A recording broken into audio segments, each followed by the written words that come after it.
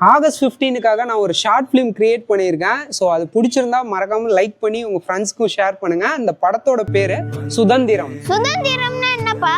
ஒரு சின்ன கிராமத்துல ஏழ்மையான குடும்பத்துல ஸ்கூல் படிக்கிற பையன் இருக்கான். அவங்க அம்மா மட்டும்தான் இருக்காங்க, அப்பா கிடையாது. ரொம்பவே கஷ்டப்பட்டு தான் வளர்க்குறாங்க. அந்த பையன் வந்து ஏதோ ஒரு யோசனையில இருக்கான். அது என்னன்னா, சொந்தக்காரங்களாம் உங்க அம்மா படுற கஷ்டத்துக்கு நீ எதுக்கு படிக்கணும், பேசாம வேலைக்கு போனா அவங்களுக்கு உதவியா இருக்கும்லன்னு சொல்றாங்க. ஆனா அவனோட மனசுக்குள்ள வேற ஒரு விஷயம் இருக்கு. இதை பத்தி யோசிச்சுட்டு இருக்கப்பயே அவங்க அம்மா, இன்னைக்குதான் ஸ்கூல்ல கொடி ஏத்துறாங்கல்ல, ஸ்கூலுக்கு போலையாப்பா அப்படின்னு கேக்குறாங்க.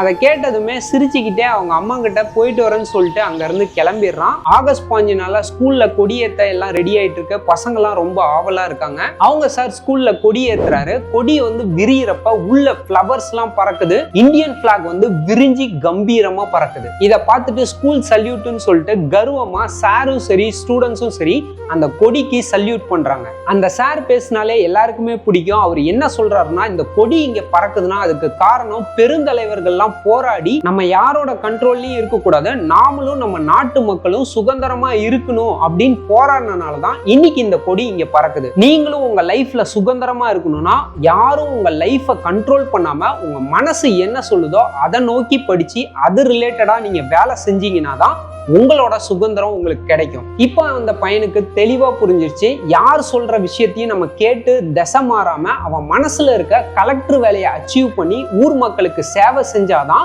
அவனோட உண்மையான சுதந்திரம்னு அவன் புரிஞ்சுக்கிட்டான். இப்ப நல்ல புரியுதுப்பா. சுதந்திரம்னா என்னன்னு